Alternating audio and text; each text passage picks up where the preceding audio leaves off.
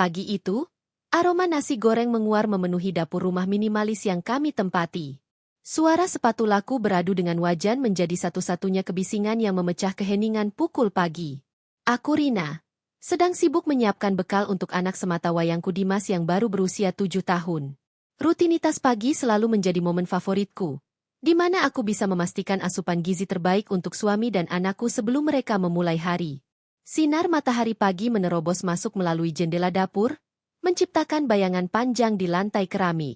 Semuanya terasa normal dan damai seperti pagi-pagi biasanya dalam kehidupan rumah tanggaku yang terlihat harmonis di mata orang lain. Tiba-tiba aku merasakan sepasang lengan kecil melingkar di pinggangku dari belakang. Itu Dimas. Pelukannya terasa berbeda hari ini, lebih erat dan disertai getaran halus yang merambat ke punggungku. Aku mengecilkan api kompor dan meletakkan spatula, lalu berbalik perlahan untuk mensejajarkan tinggiku dengan putra kecilku. Wajah Dimas terlihat pucat. Matanya yang bulat menyiratkan ketakutan yang tidak biasa. Ia menunduk dalam, seolah takut menatap mataku langsung. Aku mengusap rambutnya yang terasa agak tipis akhir-akhir ini, mencoba menenangkannya dengan senyuman lembut seorang ibu. Aku bertanya apakah dia sakit atau mimpi buruk. Namun Dimas hanya menggeleng pelan. Dengan suara berbisik yang nyaris tak terdengar, ia akhirnya berkata, "Bu, Dimas nggak mau minum obat dari Nenek Sari lagi." Kalimat itu membuat keningku berkerut. Setahuku, Dimas sedang dalam kondisi sehat dan tidak sedang menjalani pengobatan apapun. Aku bertanya obat apa yang ia maksud.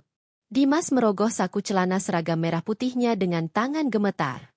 Ia mengeluarkan sebuah kapsul berwarna putih polos tanpa merek atau tulisan apapun. Kapsul itu terlihat asing bagiku. Dimas bercerita bahwa setiap kali aku sedang tidak ada di rumah atau sedang sibuk di kamar mandi, Nenek Sari selalu memaksanya meminum kapsul itu. Nenek bilang itu vitamin agar Dimas pintar dan kuat.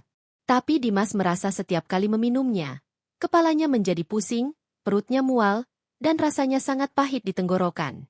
Jantungku berdegup kencang mendengar pengakuan polos itu. Otakku berusaha mencerna informasi yang baru saja kudengar.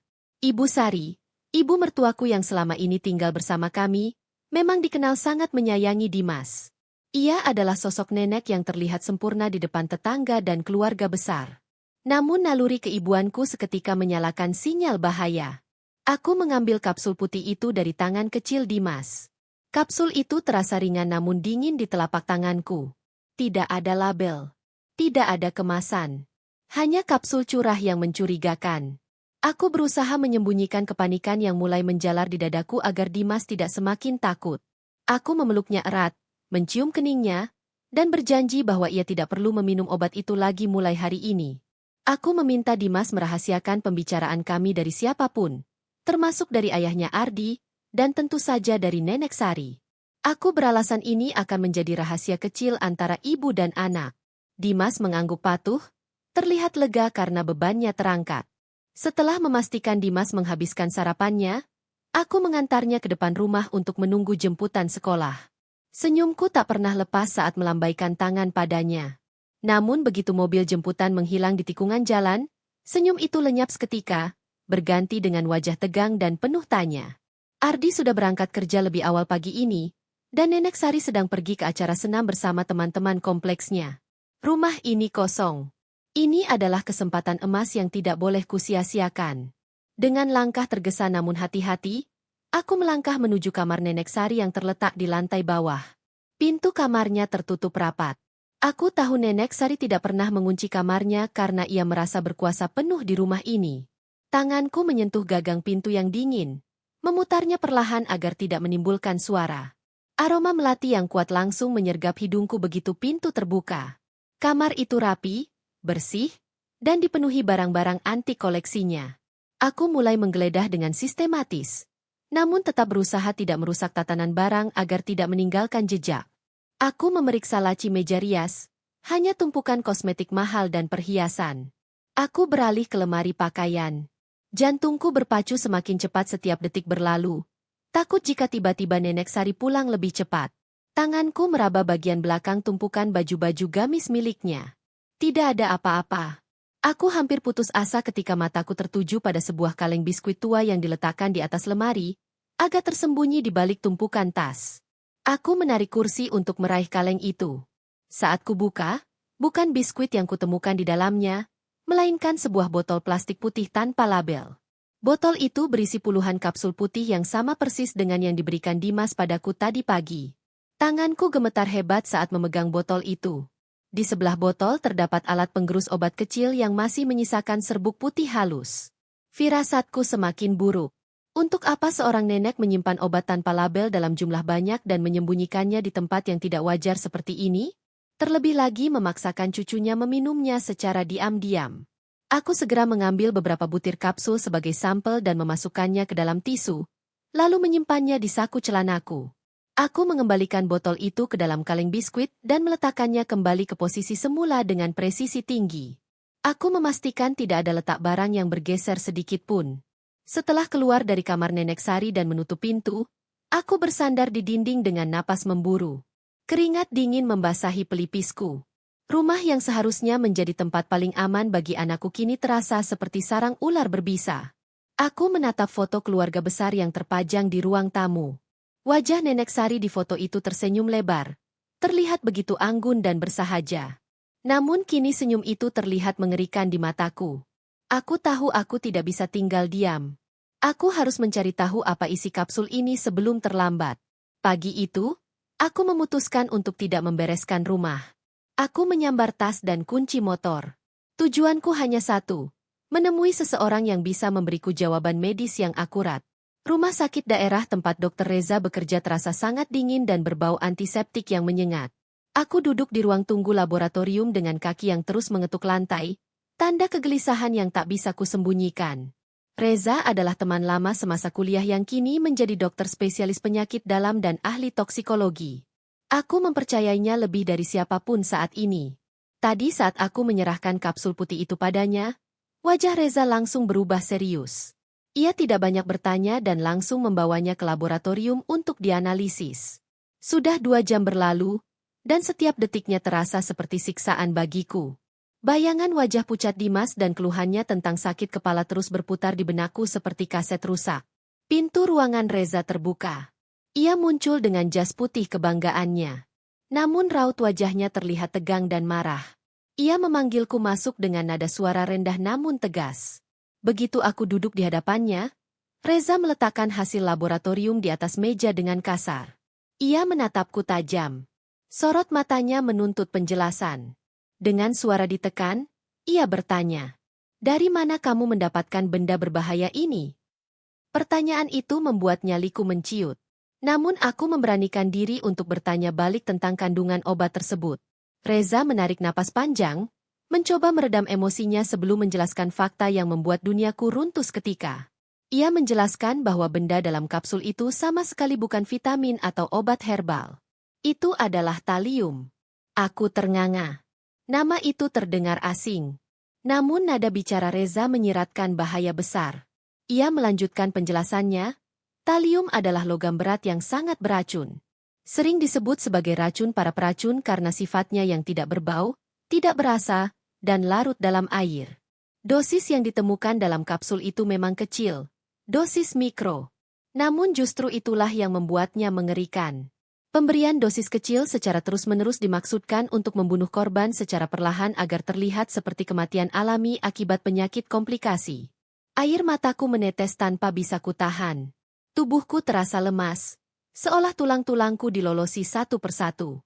Reza menjelaskan gejala-gejala keracunan talium, kerontokan rambut, nyeri pada telapak kaki dan tangan, gangguan pencernaan, hingga kerusakan saraf dan gagal ginjal. Potongan-potongan teka-teki itu kini tersusun rapi di kepalaku. Aku teringat bagaimana rambut Dimas sering rontok di bantal saat bangun tidur. Bagaimana ia sering mengeluh kakinya kesemutan dan sakit saat berjalan jauh. Dan betapa seringnya ia muntah tanpa sebab yang jelas. Selama ini kami mengira Dimas hanya anak yang lemah. Ternyata anakku sedang diracuni perlahan, di bawah atap rumahnya sendiri. Reza bertanya siapa yang meminum kapsul itu. Dengan suara parau dan tercekat, aku menjawab bahwa kapsul itu diberikan kepada Dimas, anakku yang baru berusia 7 tahun. Wajah Reza memucat. Kemarahannya berganti menjadi keprihatinan mendalam. Ia berkata bahwa anak seusia Dimas memiliki organ yang belum sekuat orang dewasa. Kerusakan ginjal dan hati bisa terjadi jauh lebih cepat. Reza menegaskan bahwa ini bukan lagi masalah medis biasa. Ini adalah tindak kriminal. Percobaan pembunuhan. Ia menyarankan agar aku segera melaporkan hal ini ke polisi dan membawa Dimas keluar dari rumah itu secepatnya. Namun pikiranku melayang pada Ardi, suamiku. Ardi adalah anak yang sangat berbakti pada ibunya. Nenek Sari adalah segalanya bagi Ardi sejak ayahnya meninggal. Jika aku pulang dan menuduh ibunya meracuni cucunya sendiri hanya dengan selembar kertas hasil lab ini, Ardi pasti tidak akan percaya. Nenek Sari sangat pandai bersandiwara. Ia bisa memutarbalikkan fakta dengan air matanya, menuduhku memfitnah, atau bahkan menuduhku yang menaruh racun itu. Aku butuh lebih dari sekadar hasil lab. Aku butuh bukti nyata yang tak terbantahkan bahwa Nenek Sari lah pelakunya. Aku menjelaskan dilema ini pada Reza. Meskipun ia tidak setuju aku menunda pelaporan, ia mengerti posisiku yang sulit sebagai seorang istri dan menantu yang tidak memiliki kekuatan di rumah itu. Saat kami sedang berdebat mengenai langkah selanjutnya, ponselku di dalam tas berdering nyaring memecah ketegangan di ruangan itu. Layar ponsel menunjukkan panggilan dari wali kelas Dimas. Perasaanku seketika tidak enak. Dengan tangan gemetar, aku mengangkat telepon itu. Suara guru di seberang sana terdengar panik dan tergesa-gesa. Ia mengabarkan bahwa Dimas tiba-tiba pingsan saat sedang berbaris di lapangan sekolah. Hidungnya mengeluarkan darah cukup banyak dan ia tidak sadarkan diri. Pihak sekolah sedang membawanya menuju rumah sakit tempat aku berada sekarang, karena ini adalah rumah sakit terdekat dari sekolah. Duniaku gelap seketika. Ponselku terlepas dari genggaman dan jatuh ke lantai. Reza yang melihat reaksiku langsung sigap menangkap tubuhku yang hampir ambruk. Aku menangis histeris, meracau menyebut nama Dimas. Rasa bersalah menghantam dadaku dengan keras. Seharusnya aku tidak membiarkan Dimas sekolah hari ini. Seharusnya aku langsung membawanya pergi jauh pagi tadi. Reza berusaha menenangkanku. Ia berkata bahwa tim medis akan segera menangani Dimas dan ia sendiri yang akan memimpin penanganan di UGD. Ia memintaku untuk kuat demi Dimas. Aku menghapus air mataku dengan kasar. Benar. Ini bukan waktunya untuk rapuh. Anakku sedang bertaruh nyawa karena kekejaman neneknya. Dan aku adalah satu-satunya perisai yang ia miliki. Aku berlari menuju unit gawat darurat mengikuti Reza. Lorong rumah sakit yang panjang terasa tak berujung. Di dalam kepalaku, kemarahan mulai tumbuh menggantikan kesedihan. Bayangan wajah Nenek Sari yang tersenyum manis saat menyodorkan racun itu pada anakku membakar hatiku. Aku bersumpah, jika terjadi sesuatu yang buruk pada Dimas, aku akan menghancurkan wanita itu dengan tanganku sendiri. Sesampainya di depan pintu UGD, ambulans sekolah baru saja tiba. Aku melihat tubuh kecil Dimas diturunkan dari brankar dengan selang oksigen menutupi wajahnya. Seragam putihnya ternoda bercak darah merah segar. Pemandangan itu begitu menyayat hati. Aku ingin berteriak. Namun suaraku tertahan di tenggorokan. Saat perawat mendorong brankar masuk, aku melihat tangan Dimas terkulai lemas. Kuku-kukunya memiliki garis putih melintang. Sebuah tanda yang baru saja dijelaskan Reza sebagai garis mees, ciri khas keracunan talium. Bukti itu terpampang nyata di tubuh anakku. Aku berdiri mematung di depan pintu UGD yang tertutup, menahan gelombang amarah yang siap meledak. Tak lama kemudian, ponselku kembali berbunyi. Kali ini nama Nenek Sari yang tertera di layar. Aku menatap layar itu dengan tatapan nyalang. Wanita itu pasti sudah mendengar kabar dari sekolah. Ia menelepon bukan karena khawatir, tapi untuk memastikan apakah rencananya berhasil atau tidak. Aku tidak menjawab panggilan itu. Perang baru saja dimulai. Dan kali ini aku tidak akan menjadi menantu yang diam dan menurut. Aku akan melawan. Suasana di lorong rumah sakit terasa begitu mencekam. Setelah Dimas dipindahkan ke ruang perawatan intensif, aku duduk di bangku tunggu yang keras dan dingin dengan pandangan kosong menatap lantai keramik putih. Bau obat-obatan dan suara roda brankar yang didorong terburu-buru menjadi latar belakang yang menyiksa batin. Reza masih berada di dalam bersama tim medis, berusaha menstabilkan kondisi Dimas yang sempat kejang hebat. Aku sendirian, meremas tanganku sendiri hingga memutih, mencoba menguatkan hati yang rapuh. Tidak lama kemudian, suara langkah kaki tergesa dan riuh terdengar dari ujung lorong. Aku menoleh dan mendapati Ardi berlari dengan wajah panik.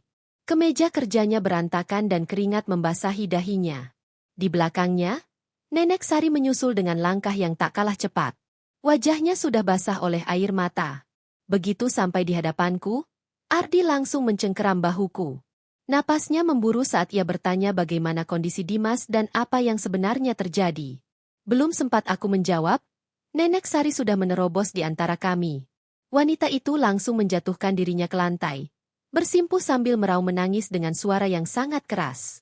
Ia memukul-mukul dadanya sendiri, meneriakkan nama cucunya dengan nada yang begitu menyayat hati. Seketik itu juga beberapa pengunjung rumah sakit dan perawat menoleh ke arah kami. Pertunjukan drama Nenek Sari telah dimulai. Ia menangis histeris seolah-olah dialah orang yang paling menderita di dunia ini. Seolah nyawanya ikut melayang melihat cucu kesayangannya sakit. Di sela tangisannya, Nenek Sari mulai melancarkan serangan verbalnya. Ia menunjuk wajahku dengan jari telunjuknya yang gemetar. Dengan suara lantang yang sengaja dikeraskan agar orang lain mendengar, ia menuduhku sebagai ibu yang lalai. Ia berteriak mengatakan bahwa aku terlalu sibuk dengan urusan rumah tangga yang tidak penting sehingga melupakan gizi anak. Ia mengungkit bahwa Dimas terlihat kurus kering belakangan ini, karena aku jarang memasak makanan bergizi. Ia bahkan mengarang cerita bahwa aku sering membiarkan Dimas jajan sembarangan di luar sekolah tanpa pengawasan. Kata-kata itu meluncur deras dari mulutnya seperti peluru yang menghujam jantungku. Aku terdiam kaku. Tak percaya bahwa di saat kritis seperti ini, ia masih sempat memikirkan skenario untuk menyudutkanku. Ardi yang sedang kalut dan lelah secara emosional termakan mentah-mentah akting ibunya. Ia melihat ibunya yang tua bersimpuh di lantai sambil menangis, dan naluri pelindungnya muncul. Ardi membantunya berdiri, lalu menatapku dengan sorot mata yang belum pernah kulihat sebelumnya. Sorot mata penuh kekecewaan dan amarah. Ardi membentakku di depan umum. Ia bertanya mengapa aku tidak becus menjaga anak satu-satunya. Ia mengulangi kata-kata ibunya, menyalahkanku atas kondisi Dimas yang terus memburuk. Aku mencoba membela diri. Aku mencoba membuka mulut untuk mengatakan bahwa ibunyalah penyebab semua ini. Namun setiap kali aku ingin bicara, Nenek Sari kembali meraung lebih keras, menenggelamkan suaraku dan memposisikan dirinya sebagai korban yang histeris karena kesedihan. Reza keluar dari ruang perawatan tepat saat keributan itu memuncak. Wajahnya datar, namun matanya tajam menatap situasi kacau di ruang tunggu. Ia meminta kami untuk tenang karena ini adalah rumah sakit. Nenek Sari langsung menghambur ke arah Reza, memegang lengan jas dokternya dan memohon agar cucunya diselamatkan. Ia berakting seolah ia rela menukar nyawanya demi Dimas. Reza menatapku sekilas, memberikan kode mata agar aku tidak gegabah. Ia tahu jika aku meledak sekarang dan menuduh Nenek Sari meracuni Dimas tanpa bukti fisik yang bisa dilihat Ardi, aku akan dianggap gila. Aku akan dianggap menantu durhaka yang memfitnah mertua yang sedang berduka. Posisi tawarku sangat lemah saat ini. Aku menelan kembali semua amarah yang sudah sampai di ujung lidah. Rasanya pahit dan menyesakan. Tapi aku harus diam demi strategi yang lebih besar. Setelah kondisi Dimas dinyatakan stabil, meski belum sadar, kami diperbolehkan masuk bergantian. Ardi memutuskan untuk menemani ibunya masuk terlebih dahulu, meninggalkanku sendirian lagi di luar.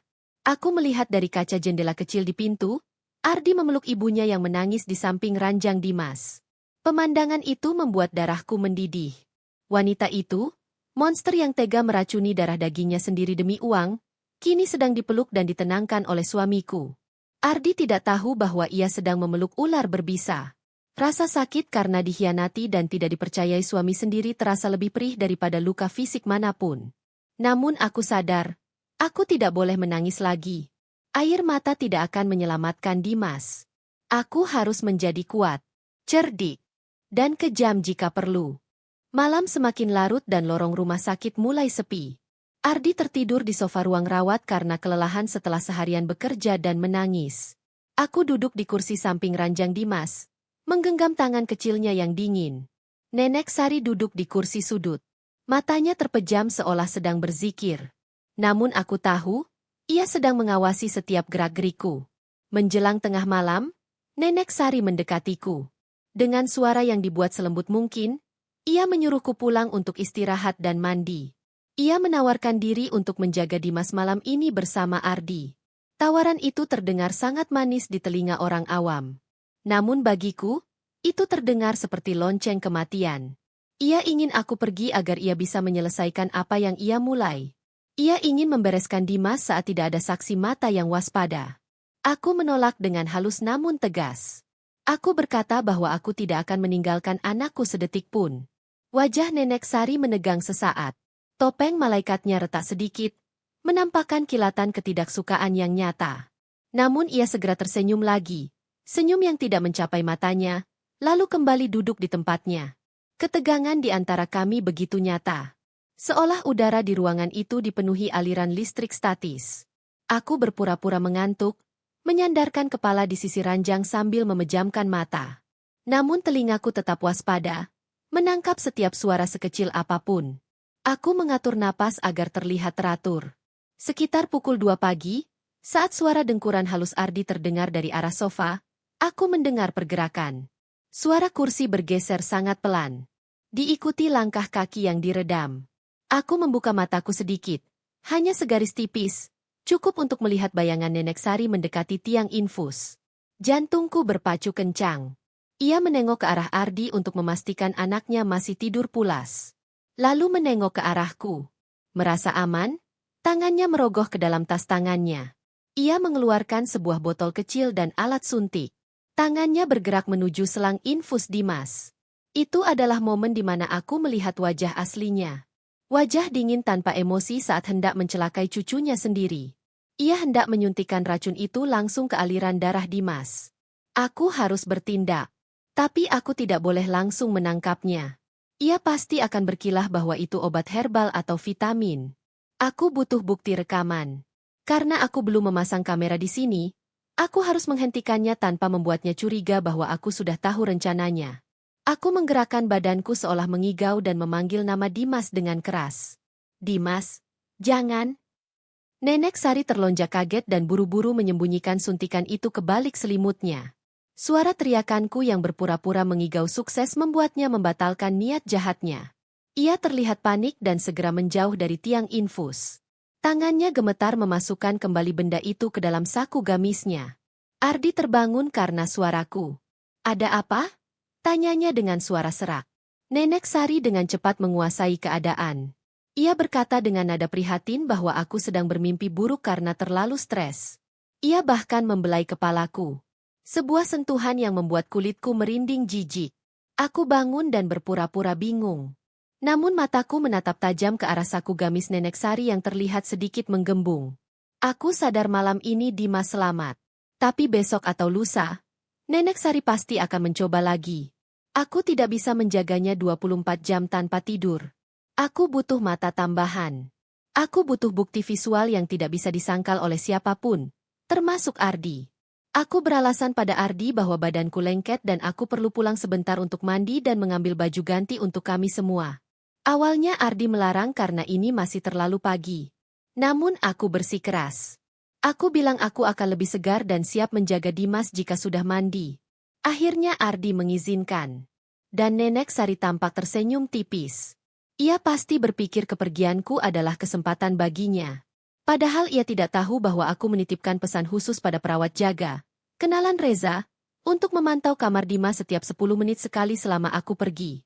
Aku keluar dari rumah sakit dengan langkah cepat membelah dinginnya udara dini hari. Tujuanku bukan hanya mandi, tapi memulai serangan balik. Sesampainya di rumah, keheningan menyambutku. Rumah yang biasanya hangat kini terasa dingin dan asing, seolah menyimpan banyak rahasia kelam di setiap sudutnya. Aku tidak membuang waktu. Aku segera mengambil peralatan yang sudah kupersiapkan sebelumnya di bagasi motor. Aku pernah membeli 2 unit kamera pengintai mini, spycam berbentuk kancing dan satu lagi berbentuk kotak kecil dengan koneksi nirkabel, yang awalnya kubeli untuk memantau asisten rumah tangga yang dulu pernah bekerja di sini. Tidak kusangka alat ini justru akan kugunakan untuk mengintai mertuaku sendiri. Tanganku bekerja cekatan meskipun hatiku bergemuruh. Lokasi pertama, kamar Dimas. Aku tahu Nenek Sari pasti akan membawa Dimas pulang segera setelah kondisinya memungkinkan, karena di rumah sakit terlalu banyak saksi mata. Di rumah, ia memegang kendali penuh. Aku mengambil boneka beruang besar berwarna coklat kesayangan Dimas yang duduk di atas lemari. Dengan hati-hati, aku menyayat sedikit bagian mata boneka itu, mengeluarkan isian dakronnya dan menyelipkan kamera mini di sana. Lensa kamera itu sangat kecil, Nyaris tak terlihat di tengah manik mata hitam boneka beruang. Aku mengatur sudutnya agar bisa menjangkau seluruh tempat tidur. Setelah menjahitnya kembali dengan rapi, aku meletakkannya di posisi strategis menghadap ranjang. Boneka itu kini menjadi saksi bisu yang akan merekam segala kejahatan yang mungkin terjadi di kamar ini. Lokasi kedua, ruang keluarga. Nenek Sari sering menerima telepon atau tamu di ruangan ini saat aku dan Ardi tidak ada. Aku menyembunyikan kamera kedua di sela-sela tumpukan buku di rak dinding, menyamarkannya di antara novel-novel tebal. Kabel pengisi dayanya kusembunyikan di balik panel kayu. Setelah memastikan kedua kamera terhubung ke aplikasi di ponselku dan gambar yang dihasilkan jernih, aku beralih ke misi selanjutnya. Mencari motif. Aku tidak percaya Nenek Sari melakukan ini tanpa alasan kuat. Orang sejahat itu pasti digerakkan oleh sesuatu yang mendesak. Biasanya, uang. Aku masuk ruang kerja Ardi yang jarang dikunci. Di sana, Nenek Sari sering menyimpan berkas-berkas pribadinya bercampur dengan berkas rumah tangga. Aku mulai memilah tumpukan surat yang ada di laci terbawah. Mataku tertumbuk pada amplop-amplop coklat dengan kop surat dari lembaga keuangan yang tidak kukenal. Isinya mengejutkan. Itu adalah surat peringatan jatuh tempo hutang dan somasi hukum. Jumlahnya fantastis, mencapai miliaran rupiah. Ada juga catatan tangan Nenek Sari yang berisi daftar nama-nama anggota arisan sosialita dengan nominal uang di sebelahnya. Namun banyak coretan merah dan tanda tanya. Tanganku gemetar saat membaca satu persatu surat ancaman itu. Ternyata selama ini Nenek Sari menggelapkan uang arisan teman-teman sosialitanya dan memutarnya di investasi bodong yang sekarang sudah kolaps. Ia dikejar-kejar hutang dan terancam dilaporkan ke polisi oleh teman-temannya sendiri. Citra wanita terhormat yang ia bangun mati-matian sedang di ujung tanduk. Aku terus menggali hingga menemukan sebuah map biru di bagian paling belakang laci. Saat membukanya, napasku tercekat. Itu adalah polis asuransi jiwa atas nama Dimas. Tanggal polis itu dibuat 1 tahun yang lalu. Nilai klaim kematiannya sangat besar. Cukup untuk melunasi semua hutang Nenek Sari dan menyisakan banyak uang untuk hidup mewah. Yang membuatku semakin mual adalah melihat tanda tangan pemegang polis di sana. Ada nama Ardi. Tapi tanda tangannya terlihat sedikit berbeda. Nenek Sari telah memalsukan tanda tangan anaknya sendiri untuk mendaftarkan cucunya pada kematian. Segalanya menjadi jelas sekarang. Dimas bukan sekadar cucu baginya. Dimas adalah aset. Dimas adalah celengan yang harus dipecahkan agar ia bisa selamat dari kebangkrutan. Rasa jijik dan benci bercampur menjadi satu. Aku memotret semua dokumen itu sebagai bukti awal, lalu mengembalikannya ke tempat semula dengan hati-hati. Aku tidak boleh gegabah mengambil dokumen asli itu sekarang, atau ia akan curiga. Setelah mandi kilat dan berganti baju, aku kembali ke rumah sakit dengan perasaan yang berbeda. Jika sebelumnya aku merasa takut dan bingung, kini aku merasa memiliki kekuatan. Aku tahu motifnya. Aku tahu metodenya. Dan sekarang aku punya mata-mata di rumah. Di perjalanan kembali, aku memantau aplikasi kamera di ponselku. Kamera di ruang tamu mendeteksi gerakan. Rupanya Nenek Sari pulang sebentar, mungkin untuk mengambil barang atau istirahat sejenak. Aku memasang earphone untuk mendengarkan suara dari sana. Terdengar suara Nenek Sari sedang menelepon seseorang dengan nada tinggi. Suaranya terdengar jelas di telingaku. Ia berbicara dengan nada panik namun penuh tipu daya. Ia mengatakan pada lawan bicaranya agar bersabar sedikit lagi. Ia bilang bahwa dana talangan akan segera cair dalam waktu dekat, karena ada urusan keluarga yang sedang diselesaikan. Ia menyebutkan bahwa cucunya sedang kritis dan kemungkinan besar tidak akan bertahan lama. Kata-kata itu ia ucapkan dengan nada datar. Seolah sedang membicarakan barang rusak, bukan nyawa manusia. Ia bahkan sempat tertawa kecil saat lawan bicaranya menanyakan kepastian waktu pembayaran. Tenang saja, Jeng. Sebentar lagi anak itu lewat. Doakan saja biar cepat selesai. Biar uang arisan kalian bisa saya kembalikan 2 kali lipat. Mendengar itu, aku harus menepikan motorku di pinggir jalan. Tanganku gemetar hebat menahan amarah. Rekaman suara itu tersimpan otomatis di cloud ponselku. Ini adalah bukti emas pertama. Nenek Sari baru saja mengakui secara tidak langsung bahwa ia menunggu kematian Dimas demi uang. Aku menarik napas dalam-dalam, menatap langit yang mulai terang. Aku berjanji pada diriku sendiri. Tidak akan ada uang sepeser pun yang ia dapatkan. Yang akan ia dapatkan hanyalah jeruji besi dan kehinaan seumur hidup. Aku kembali memacu motor menuju rumah sakit, siap menghadapi babak selanjutnya dari perang dingin ini. Kembali ke rumah sakit setelah memasang perangkap di rumah, aku berusaha bersikap sewajarnya. Wajahku yang lelah kusaput dengan bedak tipis untuk menutupi jejak air mata dan kurang tidur. Di ruang rawat, Dimas sudah sadar meskipun kondisinya masih sangat lemah. Wajah mungilnya pucat pasi, kontras dengan selimut rumah sakit yang berwarna hijau muda. Ardi duduk di samping ranjang sambil menyuapi bubur. Sementara Nenek Sari duduk di sofa sambil memijat-mijat kakinya sendiri, masih dengan wajah pura-pura prihatin yang memuakkan. Melihatku datang, Nenek Sari langsung melempar senyum manis.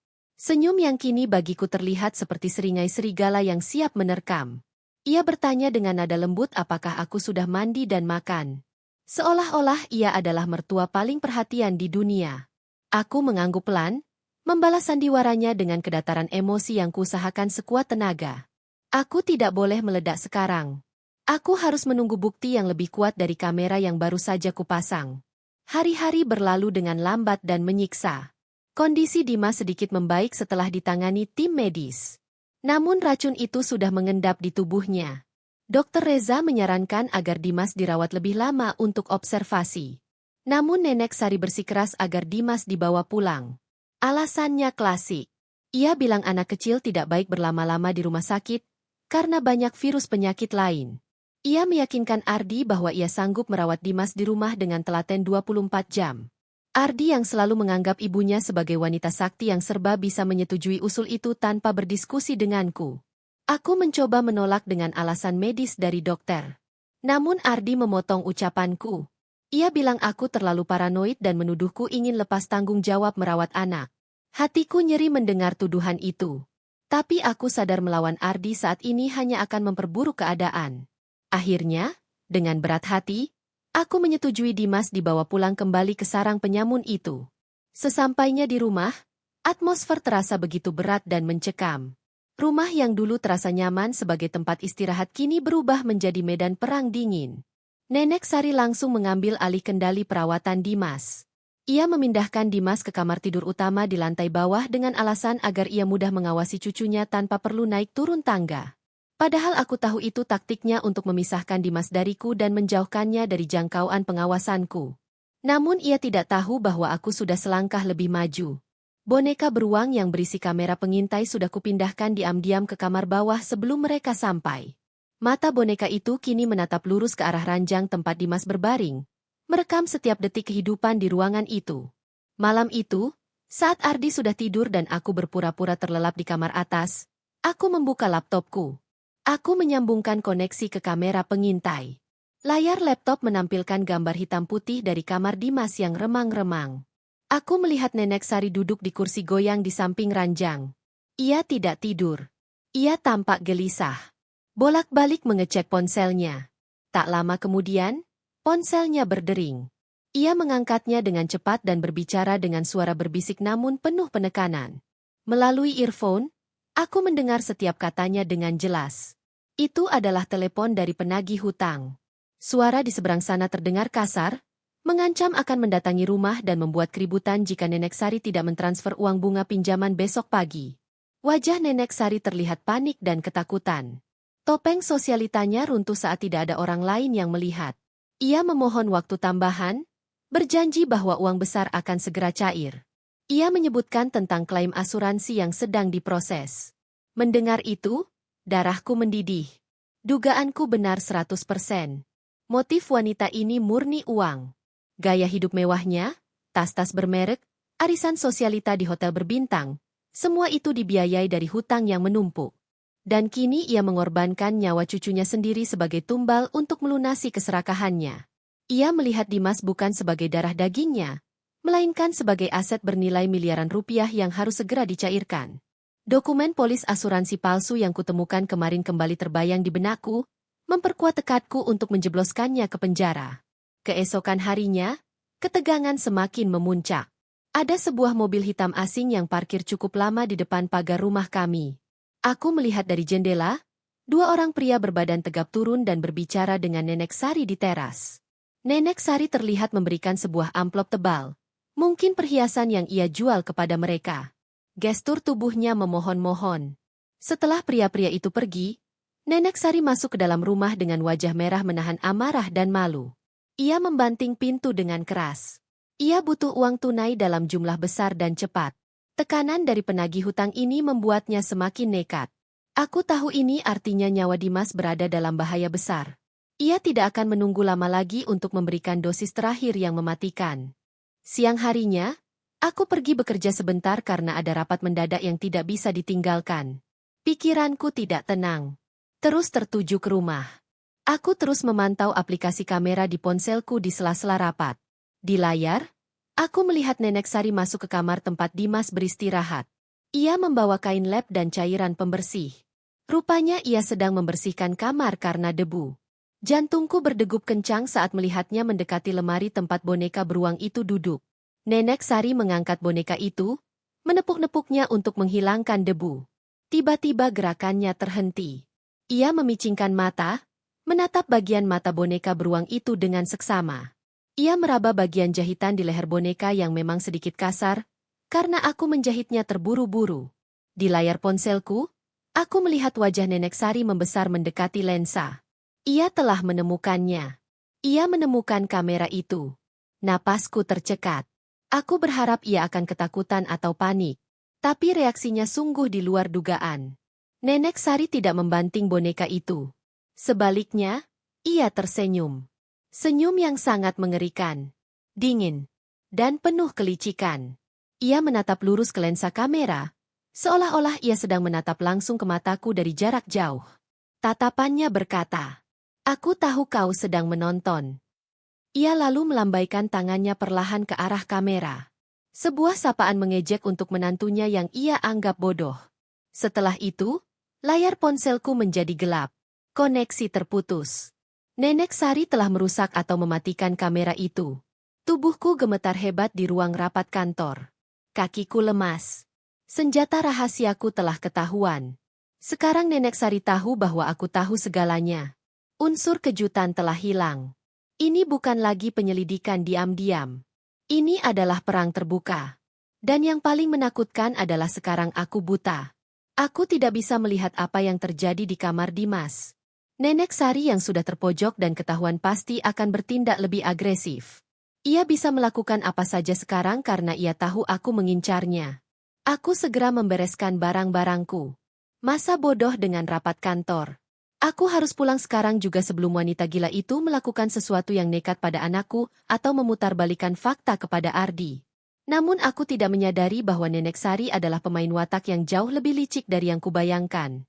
Ia tidak hanya menghancurkan kamera itu. Ia sedang menyiapkan panggung untuk menghancurkan hidupku. Perjalanan pulang dari kantor terasa sangat panjang. Kemacetan seolah bersekongkol menahan laju mobilku.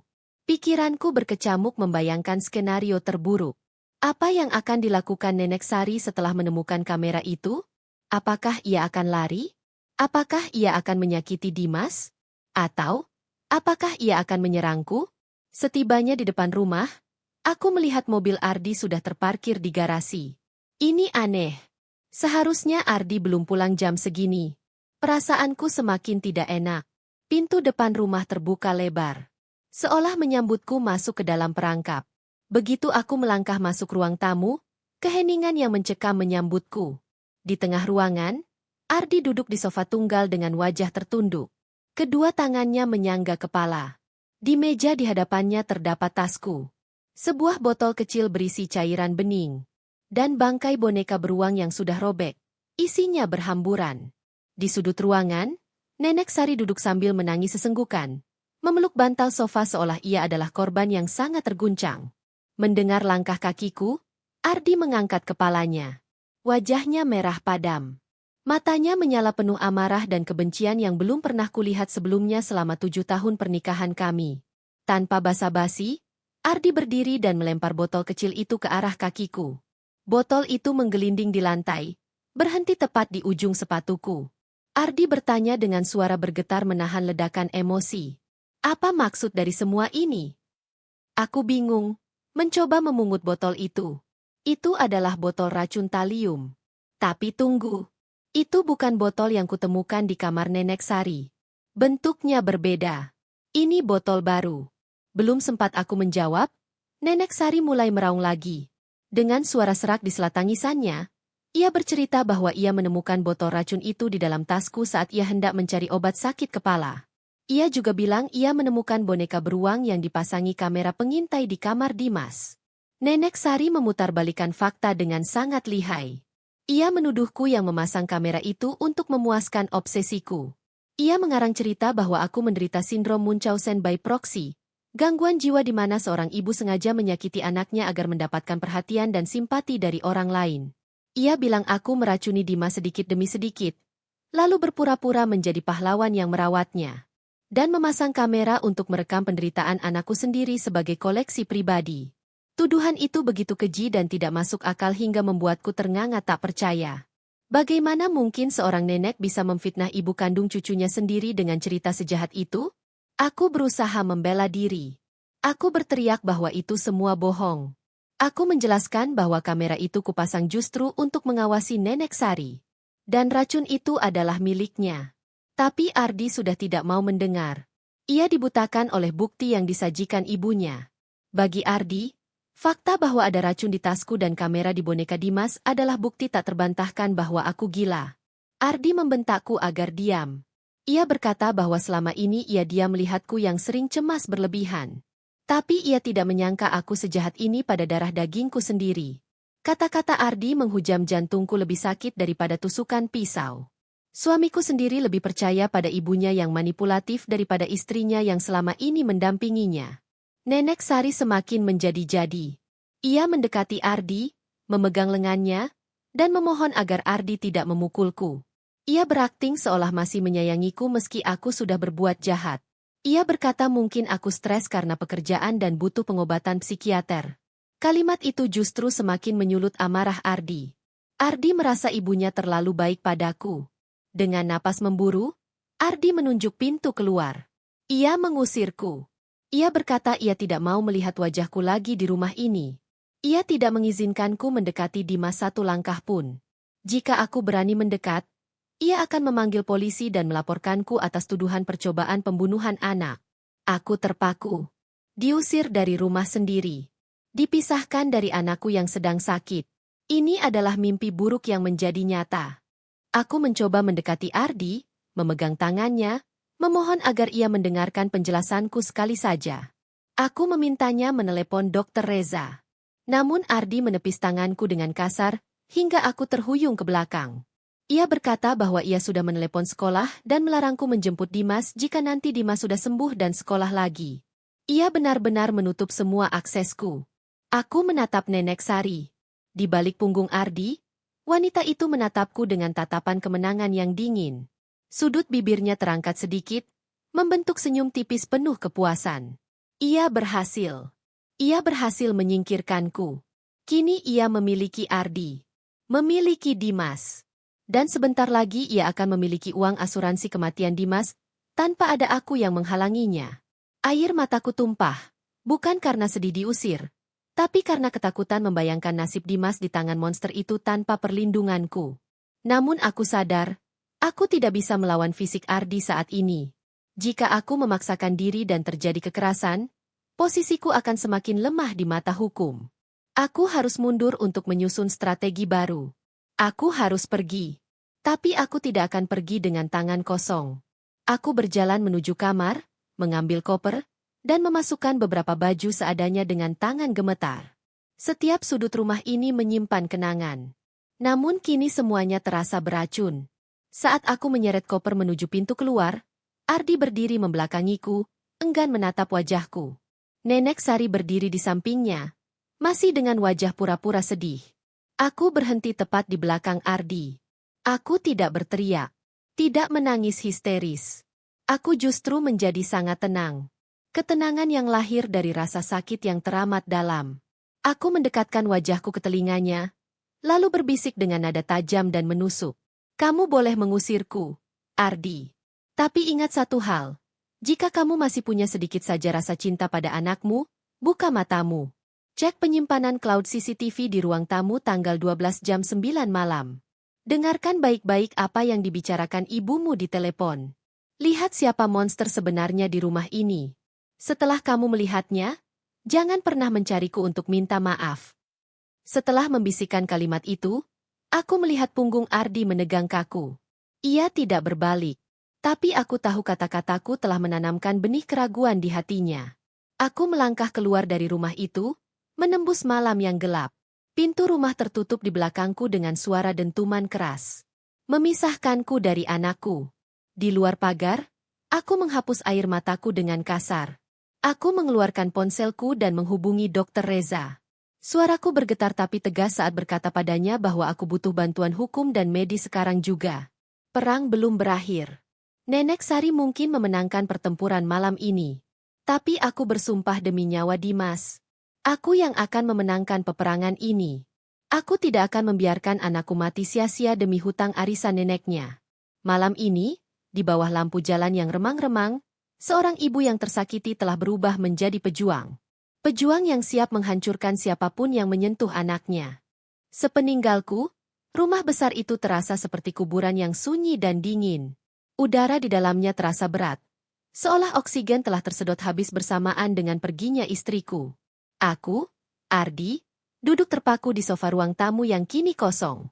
Di hadapanku masih tergeletak sisa-sisa kekacauan tadi, tas kerja Rina yang terbuka dan bangkai boneka beruang yang isinya terburai di lantai. Ibu sudah masuk ke kamar Dimas, beralasan ingin menenangkan cucunya yang mungkin terganggu oleh suara teriakan kami tadi. Namun entah mengapa, hatiku tidak merasa lega.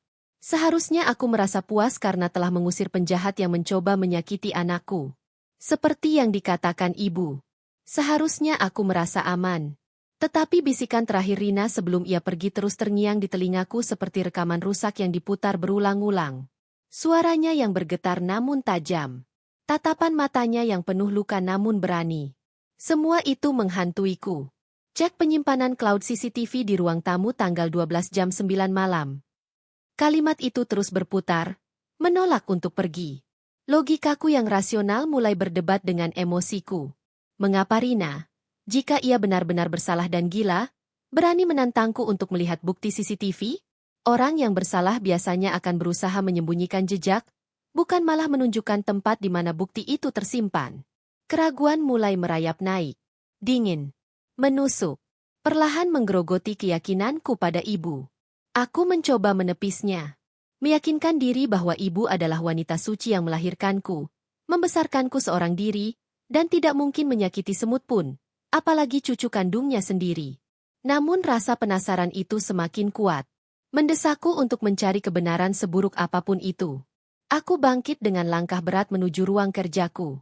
Aku melirik ke arah kamar Dimas di lantai bawah. Pintunya tertutup rapat. Hening. Aku masuk ruang kerja dan mengunci pintu. Tanganku gemetar saat menyalakan laptop. Layar menyala. Menampilkan foto wallpaper kami bertiga. Aku, Rina, dan Dimas saat liburan tahun lalu. Senyum bahagia di wajah Rina dalam foto itu membuat dadaku sesak. Apakah wanita dalam foto ini benar-benar monster seperti tuduhan ibu? Ataukah akulah monster bodoh yang baru saja mengusir malaikat pelindung anakku? Aku menarik napas panjang, mencoba menenangkan detak jantung yang berpacu liar. Jari-jariku menari di atas keyboard, mengetikkan alamat situs penyimpanan cloud yang terhubung dengan kamera pengintai di rumah ini. Rina memang yang memasang sistem ini dulu untuk memantau asisten rumah tangga. Dan aku tahu kata sandinya, karena Rina tidak pernah menyembunyikan apapun dariku. Setelah berhasil masuk, aku dihadapkan pada deretan folder berdasarkan tanggal. Tanganku berkeringat dingin saat mengarahkan kursor ke folder tanggal 12 bulan ini. Aku mencari berkas video dengan cap waktu pukul 21, sesuai petunjuk Rina. Saat itu aku sedang dinas luar kota. Jadi aku tidak tahu apa yang terjadi di rumah. Aku menemukan file video itu. Jantungku serasa berhenti berdetak sejenak sebelum aku memberanikan diri menekan tombol putar. Video mulai berjalan. Gambar hitam putih dari kamera tersembunyi di rak buku menampilkan ruang tamu yang sepi. Tidak ada siapa-siapa di sana awalnya. Aku hampir menutup laptop, berpikir bahwa Rina hanya menggertakku. Namun beberapa detik kemudian, ibu muncul di layar. Ia berjalan mondar-mandir sambil memegang ponsel di telinga. Wajahnya terlihat tegang dan kesal.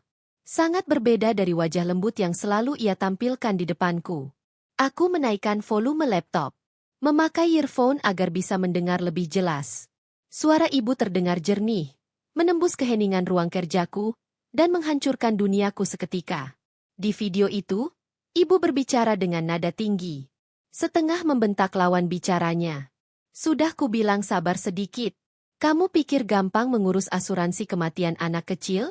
Prosedurnya rumit. Aku ternganga. Tubuhku kaku. Darah di wajahku surut seketika, membuatku pucat pasi. Asuransi kematian?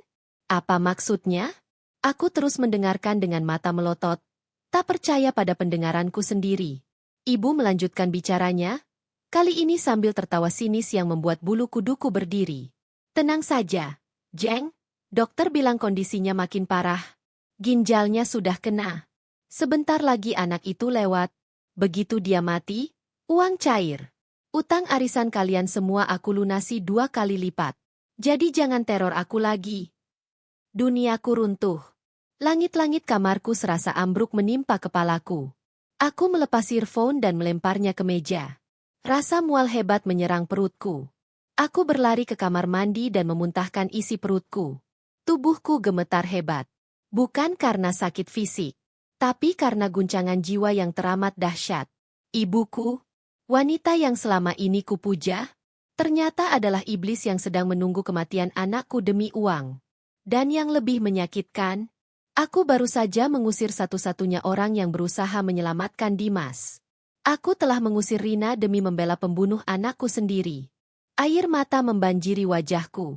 Aku menangis tanpa suara, memukul lantai kamar mandi dengan kepalan tangan hingga kulitku lecet. Betapa bodohnya aku. Betapa butanya aku. Rina benar. Rina selalu benar. Gejala penyakit Dimas yang aneh. Rambut rontok, sakit perut. Semuanya masuk akal sekarang. Itu bukan penyakit. Itu racun. Dan botol racun yang ditemukan ibu di tas Rina tadi, pasti jebakan. Ibu yang menaruhnya di sana untuk menyingkirkan Rina, karena ia sudah mulai curiga. Aku merasa seperti sampah. Aku telah gagal menjadi suami, gagal menjadi ayah, dan gagal menjadi manusia yang punya akal sehat. Namun di tengah penyesalan yang menghancurkan itu, sebuah kesadaran menyambar benakku. Dimas. Sekarang ia ada di bawah, berduaan dengan ibu.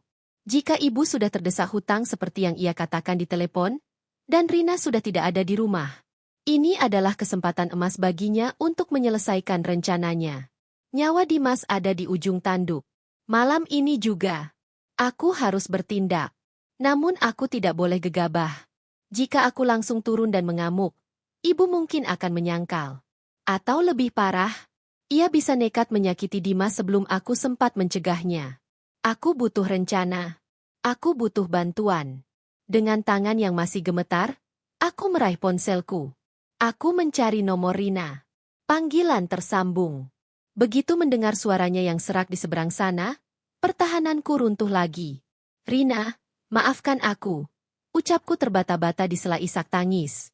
Aku sudah melihatnya. Aku sudah melihat videonya. Maafkan aku. Sayang, tolong aku. Tolong selamatkan Dimas. Rina tidak memarahiku. Ia tidak berkata, aku sudah bilang. Ia langsung berubah menjadi tenang. Siaga. Suaranya tegas, memberiku kekuatan. Dengarkan aku, Ardi. Jangan konfrontasi ibumu sekarang. Dia berbahaya. Aku sedang bersama Dr. Reza dan polisi menuju ke sana. Kami butuh bukti tangkap tangan agar dia tidak bisa lolos dengan alasan gangguan jiwa atau ketidaksengajaan. Aku terdiam, mencoba menyerap setiap kata. Kamu harus kuat. Kamu harus bersandiwara sebentar lagi. Pastikan dia merasa aman untuk melakukan aksinya. Kita sergap saat itu. Aku menghapus air mataku. Mencuci muka dengan air dingin berkali-kali. Menatap cermin. Melihat pantulan pria yang hancur, namun memiliki tekad baru. Aku akan menebus dosaku. Pada Rina. Pada Dimas. Aku akan menjebak ibuku sendiri. Ini adalah pengkhianatan terberat seorang anak pada ibunya. Namun ini adalah kewajiban mutlak seorang ayah pada anaknya. Aku melangkah keluar dari ruang kerja. menuruni tangga dengan kaki yang terasa berat seperti timah. Rumah ini hening. Namun kini keheningan itu terasa seperti bom waktu yang siap meledak. Jam dinding menunjukkan pukul 11 malam. Aku duduk di ruang tengah, berpura-pura menonton televisi dengan volume kecil. Padahal mataku terus melirik ke arah dapur dan kamar Dimas. Rina mengirim pesan singkat. Kami sudah di luar. Polisi siap. Tunggu kode. Kode itu adalah lampu teras yang dimatikan. Aku berdiri. Berjalan ke arah saklar. Klik. Lampu teras padam. Sekarang polisi sudah bersiaga di depan pintu dan jendela. Menunggu momen yang tepat untuk mendobrak masuk. Ketegangan merayapi setiap inci tubuhku. Ibu keluar dari kamarnya dengan wajah yang terlihat lelah. Namun ada kilatan aneh di matanya. Ia berjalan menuju dapur. Aku menahan napas. Ardi, kamu belum tidur? Tanyanya basa-basi sambil mengambil gelas dari rak. Belum, Bu. Masih kepikiran Rina. Jawabku datar, berusaha agar suaraku tidak bergetar. Aku harus membuatnya percaya bahwa aku masih di pihaknya. Ibu mendengus pelan. Lupakan perempuan gila itu. Lebih baik kita fokus merawat Dimas. Kasihan cucu ibu. Tadi dia merintih kesakitan lagi. Ibu mau buatkan susu hangat dicampur madu dan vitamin herbal ibu. Biar dia tidur nyenyak, dan besok pagi sakitnya hilang selamanya. Kata-kata terakhirnya membuat darahku membeku. Hilang selamanya. Itu bukan harapan kesembuhan. Itu vonis kematian. Aku melihat tangannya mengambil toples kecil dari balik lemari bumbu, bukan tempat vitamin biasa. Ia menuangkan bubuk putih ke dalam gelas susu. Mengaduknya hingga larut sempurna. Itu dia. Racun itu. Talium. Tak berbau. Tak berasa. Ibu baru saja meracik kematian untuk anaknya sendiri. Aku mencengkeram remote televisi hingga retak. Menahan diri sekuat tenaga untuk tidak berlari dan mencekiknya saat itu juga. Sesuai rencana Rina, aku harus membiarkannya membawa gelas itu ke kamar Dimas. Jika aku menghentikannya di dapur, ia bisa beralasan itu gula atau vitamin. Namun jika ia tertangkap basah hendak meminumkannya, tidak ada alasan yang bisa menyelamatkannya. Ibu kasih ke Dimas dulu ya, ujarnya sambil tersenyum manis. Senyum malaikat pencabut nyawa. Ia membawa nampan berisi segelas susu maut itu menuju kamar Dimas. Aku bangkit perlahan. Mengikutinya dari belakang dengan jarak aman. Langkahku tanpa suara di atas karpet tebal. Di dalam kamar yang remang-remang, Dimas terbaring lemah. Wajahnya kurus. Tulang pipinya menonjol. Hati ayah mana yang tidak hancur melihat putranya seperti ini? Ibu duduk di tepi ranjang. Mengusap kepala Dimas dengan tangan kirinya. Sementara tangan kanannya memegang gelas susu. Dimas sayang, bangun. Nak, bisiknya lembut. Dimas membuka matanya perlahan. Matanya sayu. Ketakutan melihat neneknya. Nek, Dimas nggak mau minum obat lagi. Pahit, perut Dimas sakit, rengeknya lemah. SSST, ini bukan obat sayang. Ini susu enak. Minum ya, biar Dimas cepat sembuh. Biar Dimas bisa main di taman yang indah sekali, yang nggak ada rasa sakitnya. Kalimat itu terdengar mengerikan. Taman yang indah. Ia sedang membicarakan surga. Ia sedang membujuk cucunya untuk mati. Gelas itu semakin dekat ke bibir Dimas. Dimas memalingkan wajah. Namun ibu menahan tengkuknya dengan paksaan halus. Ayo, sedikit saja. Buat nenek senang ya. Saat gelas itu hampir menyentuh bibir Dimas, aku tahu waktunya telah tiba. Aku mengirim pesan kosong ke Rina. Kode serbu. Pintu depan didobrak dengan keras. Suara langkah sepatu bot terdengar berderap masuk ke dalam rumah, diikuti teriakan tegas. Polisi! Jangan bergerak! Ibu terlonjak kaget. Gelas di tangannya nyaris tumpah. Namun masih ia pegang erat. Wajahnya pucat pasi menatap ke arah pintu kamar. Dalam hitungan detik, Rina, Dr. Reza, dan 3 orang polisi berseragam lengkap sudah berdiri di ambang pintu. Rina langsung berlari menerobos masuk. Ia menepis tangan ibu yang memegang gelas hingga menjauh dari wajah Dimas, lalu memeluk anak kami erat-erat, seolah melindunginya dari monster. Apa-apaan ini? Maling. Ardi, usir mereka. Ada orang gila masuk rumah. Teriak ibu histeris, mencoba memainkan peran korbannya lagi. Ia menatapku, matanya memancarkan kepanikan. Berharap aku akan membelanya seperti biasa. Ardi, tolong ibu. Istrimu bawa preman ke sini. Namun kali ini panggung sandiwaranya telah runtuh. Aku melangkah maju dari bayang-bayang di sudut kamar. Wajahku basah oleh air mata. Namun tatapanku dingin. Aku tidak berdiri di samping ibu. Aku berdiri di samping Rina. Di samping polisi. Cukup, Bu, kataku pelan. Namun suaraku menggema di seluruh ruangan. Ibu terdiam. Matanya membelalak tak percaya. Ardi, kamu sekongkol dengan mereka? Kamu percaya sama perempuan gila ini daripada ibumu yang melahirkanmu? Aku tidak menjawab. Aku melangkah mendekat. Mengambil gelas susu yang masih dipegang ibu dengan tangan gemetar. Cairan putih hangat itu terlihat begitu biasa. Namun aku tahu, di dalamnya terkandung maut. Dokter Reza di belakangku sudah siap dengan tabung sampel. Namun aku butuh satu pengakuan terakhir. Pengakuan yang akan menghancurkan egonya. Aku menyodorkan gelas susu itu tepat di depan wajah ibu. Jarak kami hanya beberapa senti. Aku menatap matanya dalam-dalam. Mencari sisa kasih sayang seorang ibu. Namun yang kutemukan hanya ketakutan. Jika ini hanya susu campur vitamin seperti kata ibu, minum, Bu. Suaraku bergetar menahan amarah. Minum sekarang. Di depan Ardi. Di depan polisi. Di depan Dimas. Aku menyodorkan gelas itu lebih dekat. Kalau ibu minum ini dan tidak terjadi apa-apa, aku akan mengusir mereka semua dan bersujud di kaki ibu selamanya. Ayo, minum. Gelas itu menyentuh bibirnya. Napas ibu tercekat. Ia menatap gelas itu dengan horor. Seolah gelas itu berisi lahar panas. Keringat dingin mengucur deras di pelipisnya. Ia tahu persis apa isi gelas itu. Satu tegukan saja bisa merusak ginjalnya dalam hitungan hari. Ia mundur selangkah. Menggeleng panik. Kenapa, Bu? Katanya vitamin. Kenapa takut? Desakku. Minum, atau akui kalau ibu mau membunuh anakku.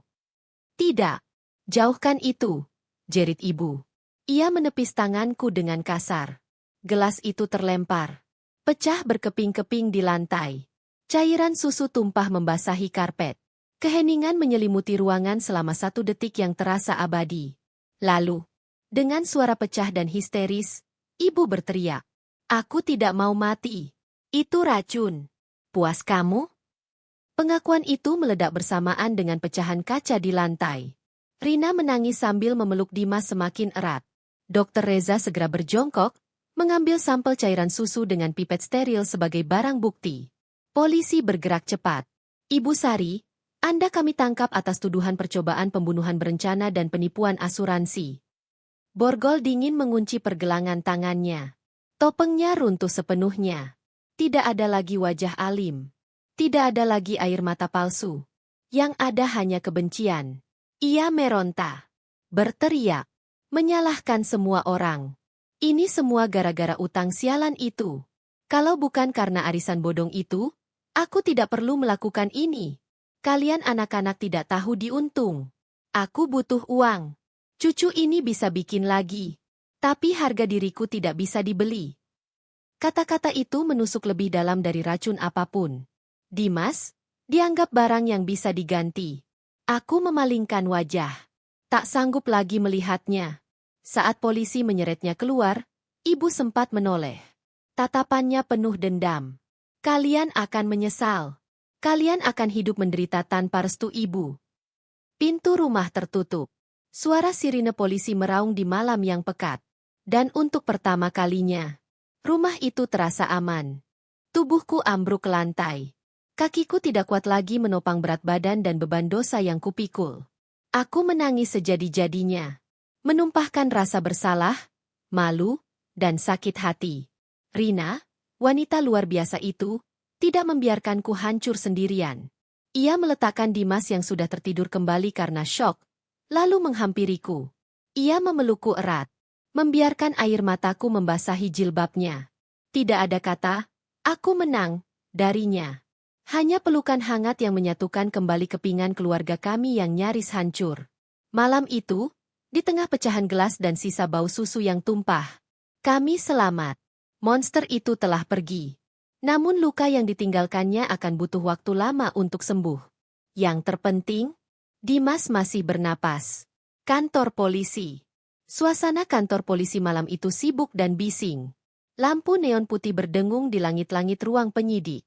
Aku duduk di kursi besi dingin di seberang meja penyidik, dengan Ardi di sampingku yang terus menunduk menatap tangannya. Di ruangan sebelah, dipisahkan kaca satu arah, Nenek Sari diinterogasi. Wanita yang dulu tampil anggun kini berantakan. Riasannya luntur. Jilbabnya miring. Tangannya terborgol.